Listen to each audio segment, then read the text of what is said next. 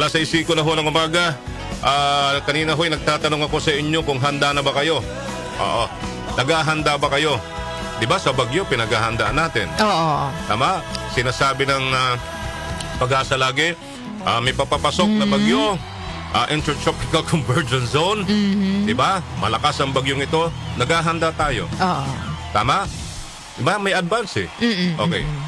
Sa pang spiritual na pamumuhay po tayo, ang tanong ko po ay nakahanda rin ba tayo?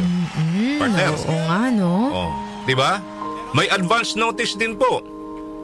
Ang itong sinasabi ko ho, yung muling pagbabalik ho ni Kristo.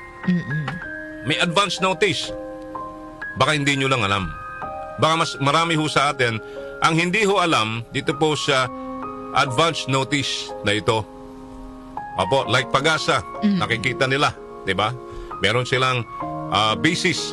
Tayo rin po, may basis din po tayo. Kung tayo po ay nagsisimba, ano man ho ang relihiyon po natin, tayo ho ay sumasamba, at tayo po ay nagbabasa ng ating Biblia. At tanong ho dito mga kanyusig, ganito ho eh, handa na ba tayo na harapin ang ating Panginoong Hesukristo sa muli niyang pagbabalik? Paano ho natin siya sasalubungin sa ikalawang pagpaparito ng ating Panginoong Hesukristo? Hindi ko ho kayo tinatakot ha. Hindi ho tayo nananakot dito. Dahil ito'y nakasulat ho sa Biblia na whether we like it or not, babalik siya. Dahil yun ang kanyang pangako. Ang tanong ngayon, di ba? Natatakot ka ba o masaya ka sa kanyang muling pagbabalik? Malamang mixed emotions. Tama? Tama. Dahil alam mo na kasi sa kanyang pagbabalik, tatanungin ka niya eh. Di ba? Ano ang nagawa mo sa lupa? Ayun, sasabihin na naman nila dahil, naku Joel, ikaw talaga, oo. Saka na lang, kapag nandyan na, sasagutin ko. Di ba? Nakasulat po sa Mateo 24:3, mga kaibigan, para malinaw ho sa atin na may babala.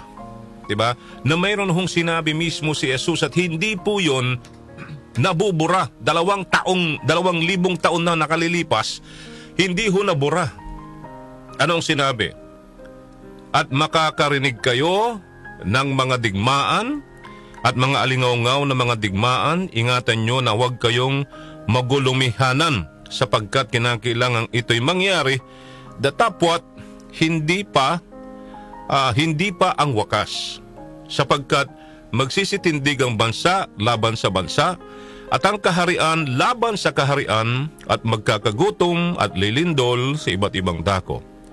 Datapwat ang lahat ng mga bagay na ito ay siyang pasimula ng kahirapan.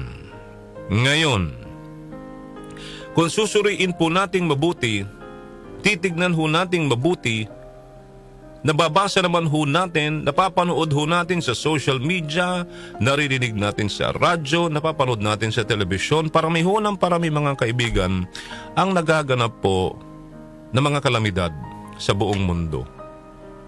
Sunod-sunod ho ng mga lindol, yung pagputok ng bulkan, epidemya, Darlene, di ba? Remember the coronavirus which started, I think, 2019. Di po ba? Taggutom, marami nagugutom, partner. Maraming walang trabaho, patayan dito, patayan doon. Di ba? Hold-upan dito, hold-upan doon, siraan dito, siraan doon. Dahil po sa kapangyarihan at dahil din po sa pagiging sakim. Lalong-lalo na sa kayamanan o tinatawag nating pera, mga kaibigan. Digmaan, Darlene, hindi pa rin natatapos. Baha. Correct. Bagyo. Hindi ba? Marami ho ang nangangamatay, mga kaibigan. So, isa lamang po yan na palatandaan po. Doon po sa nakasulat sa Biblia, yung propesiya inatupad. Natutupad na. Tungkol po sa muling pagdating ng Panginoong Hesukristo. Patunay po ito, mga kaibigan. Okay, patunay po ito na mangyayari ito bago ang muli niyang pagdating. Kaya nga ang tanong natin muli sa inyo, paano ho natin pinaghahandaan ang muling pagbabalik ni Kristo? Ano ho ang ginagawa ho natin ngayon? Okay? Ano po ang ginagawa natin na kaigaya-igaya sa mata ng Diyos? Tinutupad ba natin ang kanyang mga aral at utos? Isinasabuhay po ba natin ang 10 utos ng Ama? Which is, alam ko, medyo nahirapan po tayo dyan. Kung hindi pa, ang tanong po ng inyong lingkod, kailan? Kailan? Alam niyo po, hindi ho natin maloloko ho ang Diyos sa bagay ho na ito. Nasasabihin natin kapag nandyan na, tsaka lang ho tayo magbabago o ayusin ang ating pamumuhay na dakila sa mata ho ng Diyos, mga kaibigan. Parang estudyante lang yan, partner alam mo yung estudyante na tsaka ka lang, nandyan yung exam, tsaka ka lang magre-review. So too late. Ika nga. Di ba? Kaya habang binibigyan ho tayo ng pagkakataon ng ating Panginoong Diyos para magbago, igawin na ho natin. Ituwid ho natin ang mga maling gawain po natin. Ayusin po natin ang buhay po natin. Nakaaya-aya po sa Panginoong Diyos. Meaning, let's do good things. Itakwil ho natin. Isantabi ho natin o iwaksi ho natin yung mga masamang gawain. Bumalik po tayo sa Panginoong Diyos, mga kaibigan. Huwag ho nating hintayin ang bukas dahil hindi po natin hawak ang bukas. At Diyos po lamang ang nakakalam ng ating bukas. Ngayon, ano po ba ang mas importante sa atin? Okay? Ang kayamanan ba sa lupa o kayamanan po sa langit? Mga kanyusik, mga kapatid, lahat po ng mayroon tayo ngayon ay mawawalan ho ng saysay pagdating ho ng panahon na yan at unti-unti nang nangyayari. Ngayon, kung ayaw mo pa rin hong maniwala, dahil nga po may pagkapiloso po tayong mga tao at napakahilig po natin sa salitang mamaya na, bukas na, ay nasa sa atin po yun. Hindi po natin pwedeng sabihin sa Panginoong Diyos, sorry Lord, di ko po nabasa yung Mateo, yung sinabi ho ninyo sa Biblia. Hindi ko po nalaman na darating na po kayo. Sasabihin siya, ganon. Diba? Ibig sabihin lang yan, hindi ka ho nagbabasa ng kanyang mga salita at hindi ka rin ho nagsisimba. Ano man ho ang ating relihiyon, ano po? Hindi ka nakikinig sa salita ng Diyos. Wala ho tayong pinag-uusapang relihiyon dito, kundi ang salita ng Panginoong Hesus na siya mismo ang nagsabi at mababasa po natin sa Biblia. So pag nilay-nilayan po natin, pag bulay-bulayan po natin ito, gumawa ho tayo ng mabuti.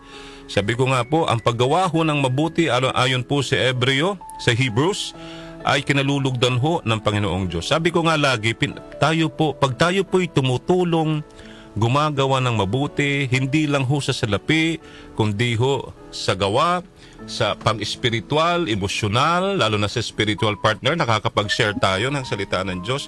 Alam mo, nagpapautang tayo sa Panginoon, mga kaibigan.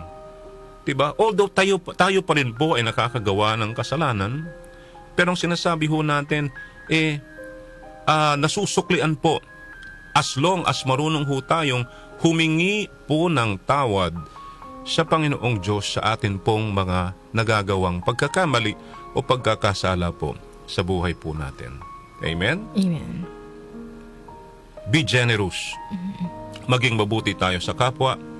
Itakwil natin ang mga masasamang gawain po natin. Hindi po pwedeng bukas, kung pwedeng now na. Ganun po yun. Ayusin po natin habang may panahon at habang binibigyan pa ho tayo ng pagkakataon po ng ating Panginoong Hesus, ang ating Ama sa Langit, na magbago. Alam niyo po, sabi ko nga lagi, mapagmahal ang Panginoong Diyos. Ang kanyang pagmamahal sa tao ay unconditional. Diba? So ito pong mga nakikita ho natin na palatandaan, mga kaibigan, napapanahon na rin na tayo'y magbalik loob sa Kanya. At sa araw na ito, ang panalangin po natin ay patawarin tayo ng Panginoong Diyos sa ating mga kasalanan. At inihiling natin sa Ama na gabayan tayo lagi sa ating mga gawain sa araw-araw. Hinihiling natin ang kagalingan ng mga mahal nating senior citizens, lalo na ho yung mga nasa banig ng karamdaman, yung pong mga may diabetes, yung pong mga nagki-chemotherapy, yung pong mga nagdadialysis, yung pong mga bedridden na po. Ganon din ho yung lahat po ng mga magulang na nagtitiis para sa kanilang pamilya. Ganon din ho ang kahilingan po natin sa mga gabayan tayo ng Panginoon, lalo na ho yung mga walang trabaho, na sana'y makahanap sila ng trabaho para mabuhay ang kanilang pamilya. Amen? Alright.